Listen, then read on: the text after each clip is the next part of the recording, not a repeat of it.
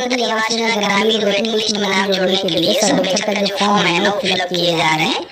31 मार्च 2025 से पहले अपना जो सर्वेक्षण का फॉर्म है वो भर सकते हैं। यही फॉर्म भरेंगे तो आपका जो वेटिंग लिस्ट में नाम आएगा, जिसके माध्यम से आपको जो प्रधानमंत्री आवास योजना के तहत जो 1,20,000 रुपए तक की सहायता राशि दी जाएगी, जिसके माध्यम से आप अपने घर का जो निर्माण है करवा सकते हैं। बहुत सारे लाभार्थी जो फॉर्म को भर रहे हैं, उन सभी के लिए जो एक नोटिस जारी किया गया है कि इनको जो बेनिफिट मिलेगा और इनको नहीं मिलेगा। साथ ही साथ अभी तक जो कितने लोगों ने फॉर्म को फिलअप किया हुआ है और इसमें बहुत सारे करप्शन हो रहे हैं, तो इसकी शिकायत आप कैसे कर सकते हैं, इसको लेकर भी पूरी जानकारी यहाँ पे निकल के आ चुकी है। और अभी तक आपने सर्वे का फॉर्म नहीं भरा हुआ है तो सर्वे का फॉर्म कैसे भरेंगे, तो प्लीज वीडियो शुरू से अंत तक लेकर जरूर देखेंगे और वीडियो अच्छा लगे तो वीडियो को लाइक करेंगे। तो आवास योजना ग्रामीण के तहत लिस्ट में नाम जोड़ना है तो उसके लिए कैसे फॉर्म भरना है इसकी जानकारी हमने आगे बताया हुआ है। लेकिन अभी जो अपडेट निकल के आ रहे हैं उसके बारे में सभी जो है लाभार्थी को पता होना चाहिए कि किनको बेनिफिट मिलेगा, आपके पास जो है पता क्या होना चाहिए। देखिए बताया गया है कि यहाँ पे आवास प्लस एप्लीकेशन के माध्यम से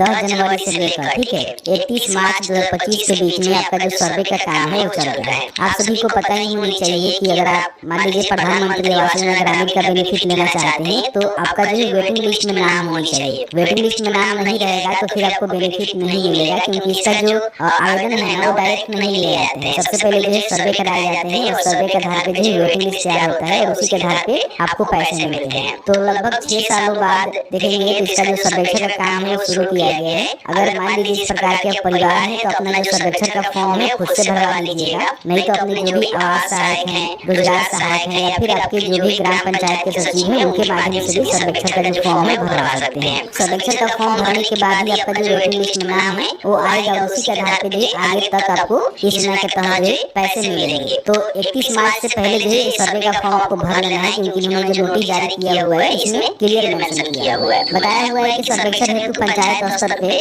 ग्रामीण आवास सहायक के माध्यम से, पंचायत रोजगार सेवक के माध्यम से आपका जो है सर्वे किया जा रहा है, या फिर जो इनका मोबाइल एप्लीकेशन है देखिए बताया गया है कि आवास 1+2024 के भी माध्यम से अपना जो सर्वेक्षण का फॉर्म है वो भर सकते हैं। ठीक है, जिन पंचायतों में यह दोनों अधिकारी नहीं है, जैसे कि आवास सहायक और पंचायत रोजगार सेवक, तो वहाँ पे जो भी पंचायत सचिव है ना उनको जो सर्वेक्षण का काम दिया गया है, उनके माध्यम से सर्वेक्षण आप करा सकते हैं। ठीक है, अब यहाँ पे देखिए सबसे पहले जो मापदंड आपको पता होना चाहिए कि मान लीजिए अगर आप वेटिंग लिस्ट में नाम जोड़ना चाहते हैं तो आपके पास जो क्या क्या पात्रताएं होनी चाहिए, क्योंकि आपका जो लिस्ट में नाम जुड़ जाए। फॉर्म भरने से कुछ होता नहीं है, इस चीज को आपको फुलफिल करना होगा तभी जो लिस्ट में नाम जुड़ेगा। वैसे परिवार जिनके पास पक्का आवास नहीं है वो जो फॉर्म को भरेंगे। मान लीजिए आप वैसे परिवार से बिलोंग करते हैं, परिवार का मतलब क्या होता है, पति पत्नी और उनके बच्चे, तो उसमें से कोई एक हो सकता है कि महिला के नाम से या फिर हो सकता है कि पुरुष के नाम से आप फॉर्म को भर सकते हैं। लेकिन ज्यादातर जो महिलाओं के लिए ही अच्छा रहता है तो महिला के ही नाम से फॉर्म भरिएगा। तो उनके घर में जो पक्का आवास उनके पास नहीं होना चाहिए, कच्चा मकान होना चाहिए। ठीक है, मोटर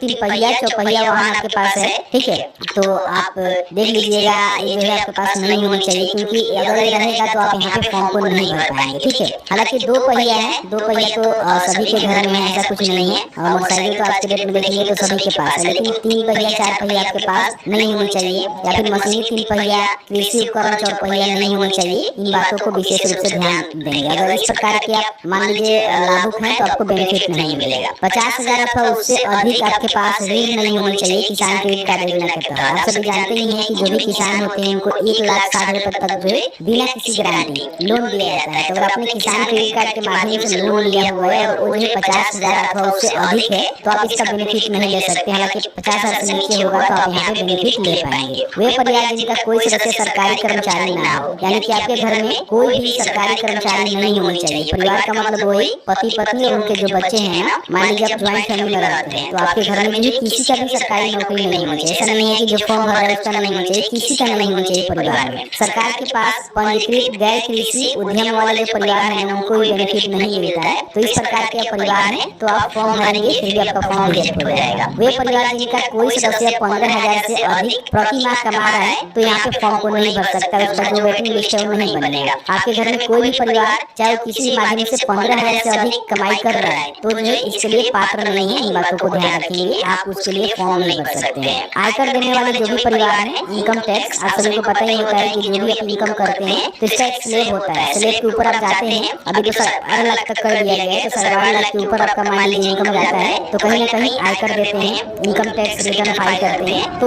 उस जैसे परिवार जो है ना यहाँ पे बेनिफिट नहीं ले सकते हैं। आपके घर में कोई भी अगर फाइल करता है इनकम टैक्स तो ठीक है। अगर आप मान लीजिए व्यवसाय कर देने वाले परिवार हैं, आप किसी प्रकार की बिजनेस करते हैं और उसका जो है कर देते हैं, टैक्स देते हैं, तो भी आप इसके अंतर्गत नहीं आएंगे, फॉर्म को नहीं भर सकते, आपको बेनिफिट नहीं मिलेगा। वे परिवार जिनके पास 2.5 एकड़ या फिर इससे अधिक सिंचित भूमि हो, यानी कि आप उस जगह से आते हैं जहाँ पे सिंचित भूमि होती है, ठीक है, तो 2.5 एकड़ से अधिक या फिर उस 2.5 एकड़ या फिर उससे अधिक आपके पास सिंचित भूमि है, तो आप यहाँ पे इसका बेनिफिट नहीं ले सकते। इससे कम है तो ले सकते हैं। 5 एकड़ या फिर उससे अधिक असिंचित भूमि आपके पास है, तो भी आप इसका बेनिफिट नहीं ले सकते। अगर इससे कम रहेगा तो आप बेनिफिट ले पाएंगे। ये सारे जो पता है जिसको आपको फुलफिल करना होगा, तभी ये बेनिफिट आपको मिलेगा। इन बातों को विशेष रूप से ध्यान रखेंगे। वैसे परिवार जो उपयुक्त मापदंडों को धारण नहीं करते हैं, वो अपना आवास प्लस सूची में नाम शामिल करवा सकते हैं। इस हेतु पंचायतवार जो भी कर्मी अथवा प्रखंड कार्यालय से संपर्क कर सकते हैं। सर्वेक्षण के क्रम में यदि किसी सर्वेक्षणकर्ता द्वारा अवैध राशि की मांग की जाती है, देखिए बहुत सारे शिकायतें यहाँ पे देखने को मिल रहा है कि बहुत सारे ऐसे लोग हैं। हम आपको एक डेटा दिखाना चाहेंगे। यहाँ पे देख सकते हैं कि बताया गया है कि 17 लाख लोगों ने मांगा पीएम आवास, नाम जोड़ने के लिए मांगे जा रहे हैं घूस अलर्ट जारी। बहुत सारे ऐसे